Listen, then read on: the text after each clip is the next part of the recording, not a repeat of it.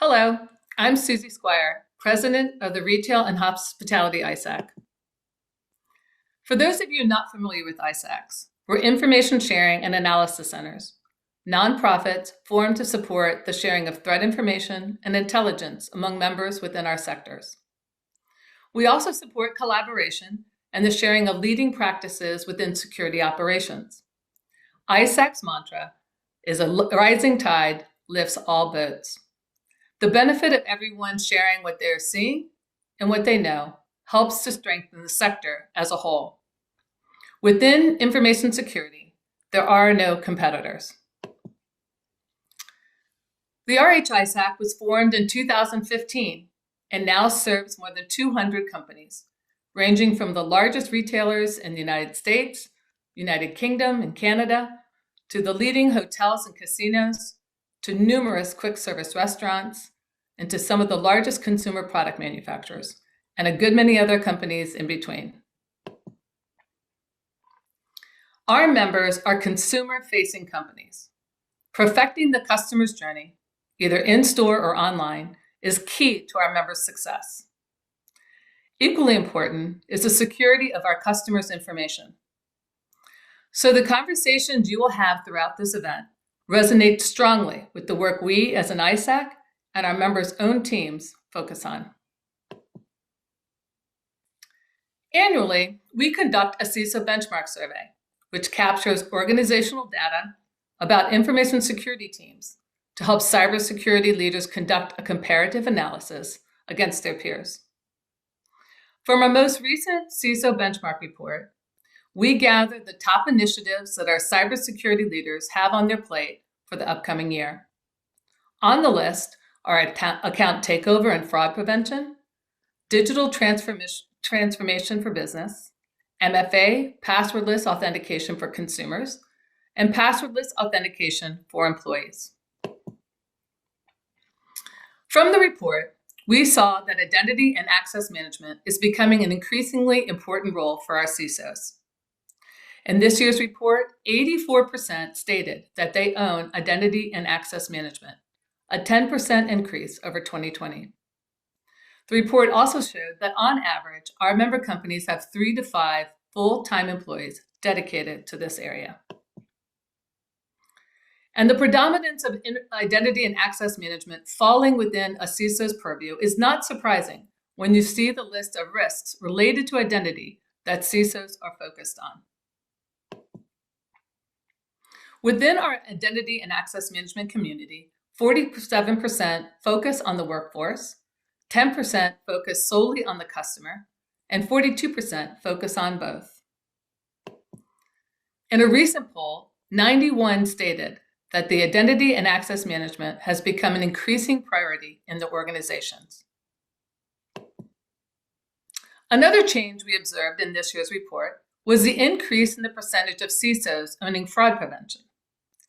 Although still a minority, with only 31% owning fraud prevention, that represented a 9% increase over 2020. Some key reasons that they cited include the ability to incorporate the same skills that cyber analysts use within the skill set of fraud practitioners, the benefits of a single point of ownership, and the value in supporting the operational needs and impacts of governance.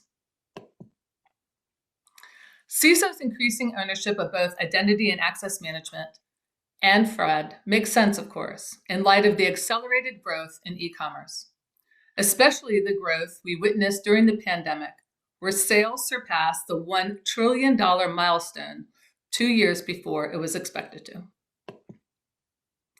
But the growth of e-commerce has not gone unnoticed by our threat actor friends. The retail and hospitality industries have been some of the hardest hit with credential stuffing attacks, which lead to the continual rise of account takeovers due to poor password hygiene, the pervasiveness of passwords available for sale on the dark web, and how easily weak passwords can be brute forced or even guessed or phished. And they could become even more compromised if something doesn't change. Based on the data from F5's 2020 phishing and fraud report, this showed that phishing incidents rose 220% during the height of the pandemic compared to the yearly average. To help counter these threats, the Retail and Hospitality ISAC members actively share threat intel and information, with 77% of our members actively engaged in sharing last year. And issues related to identity and access management and account takeover, such as credential stuffing, unauthorized account creation, phishing, bots and automation, as well as gift card and loyalty program fraud, are frequent areas of discussion. And to support these discussions, the RH-ISAC facilitates a working group focused on account takeover detection and prevention, as well as a working group for identity and access management teams, which I've referenced before. But the problem with passwords doesn't just end with credential stuffing, ATOs, and fraud, as problematic as they are. The reliance on password can also lead to frustration and lost sales due to lost and forgotten passwords. There have been numerous studies conducted on the impact of this frustrating experience, including a 2020 FIDO study that showed 58% of consumers would abandon an online purchase because they could not remember their password or because the experience was too frustrating.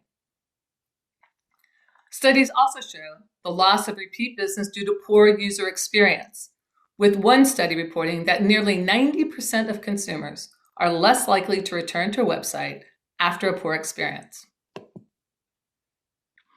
And of course, beyond the loss of $4 trillion in merchandise sales that lie in abandoned carts, you also have the internal costs of password reset support and maintenance. If you consider that a MasterCard study showed that 40% of service desk call volume is to resolve password reset requests, and add that to the statistics that consumers have up to 90 online accounts, you get to a lot of headaches and cost for consumer-facing businesses. So is there a future without passwords for retail and hospitality? For those of you in the financial services or healthcare, the road to zero passwords has been a bit easier. We want you to add some friction to access our accounts and health information. Of course, retail and hospitality companies want to protect their customers' information too, but the business also needs to provide a seamless, frictionless purchasing experience. It's finding that balance that will allow us to move forward. When I did a quick poll of both of our CISOs and our identity and access management community, the value of moving away from passwords, the results were positive. 8% did not see value. 25% were not so sure. But 67% see value in moving away from passwords. And based on some studies, consumers seem ready to ditch passwords as well. According to a study by solution provider Ping Identity, 58% said they were comfortable with the concept of a digital ID compatibility that stores personal information on a smartphone to share electronically. FIDO's survey showed similar results, where 66% felt that using on-device methods are quicker than traditional 2FA, and 64% said that they're easier to use. That same FIDO survey also showed that younger consumers are even more likely to adopt on-device biometrics. So back to the 67% of RH-ISAC, CISO, and identity and access management professionals ready to go on the passwordless journey. We should be thrilled with that number, right? Well, not so fast. Of the 67%, only 32% have considered incorporating FIDO standards. Why is that? 30% say the user experience is inconsistent across platforms. 30% cite challenges for users with lost, replaced authenticators. And 50% cite other reasons, such as legacy issues, cost, difficulty in selling it to the business, and lack of global acceptance. There are major challenges and user frustration with the current passwordless authentication model. Physical security keys are inconvenient and expensive, and definitely not conducive to consumer adoption at large. Platform authenticators can be frustrating for users when they set up a new device. And a lost or replaced authenticator opens an attack vector if the customer doesn't have another high assurance authenticator set up, or if the company resorts back to another low assurance authenticator, like a password, to get access to an account. While these drawbacks can make FIDO-based solutions, whether based on physical security keys or platform authenticators, a tricky proposition for users already accustomed to two-factor authentication, they present an even higher barrier to adoption for users who don't use two-factor authentication at all and are stuck with passwords. When we're talking about the consumer space, there is little tolerance for this, since friction in the authentication process can decrease sales and impact a company's top and bottom lines. Then there's the issue of global acceptance. Many members that I have talked with, even those with successful FIDO implementations, have stated their individual companies, and these are large brands, cannot educate the vast global consumer audience on the benefits and security of whatever will replace passwords. We need to see broader adoption across more industries so that this becomes more ubiquitous and familiar to the consumer world. We need a few big dominoes to fall to build momentum. We need critical mass. This will open the road to selling FIDO both internally and to consumers. So far, the barriers to adoption that we've discussed are from the consumer journey side, but there are concerns that need to be addressed on the workforce side as well. And I'd be remiss in not supporting our identity and access management team members who are focused on workforce issues. An area where they could use help from the FIDO community is to educate users on how biometrics are protected.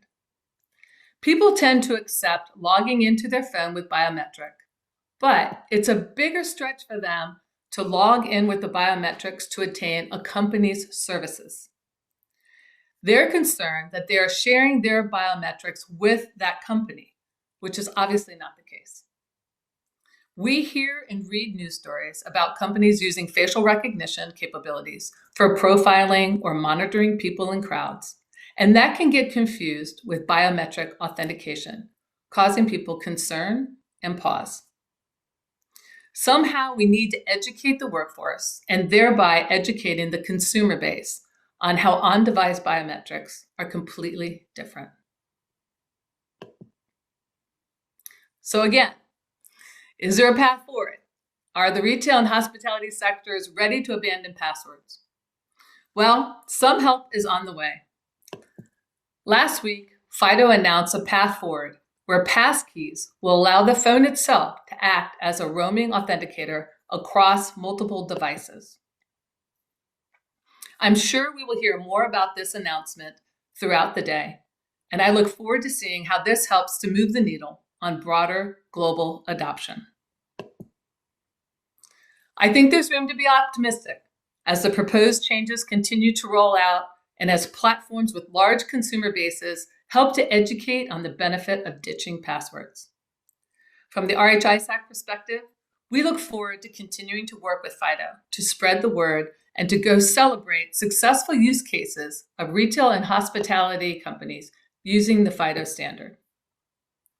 I want to thank the FIDO Alliance for inviting me to keynote this important event, and I hope everyone leaves the day with at least one or two important nuggets of information to continue to improve your organization's journey to secure passwordless future.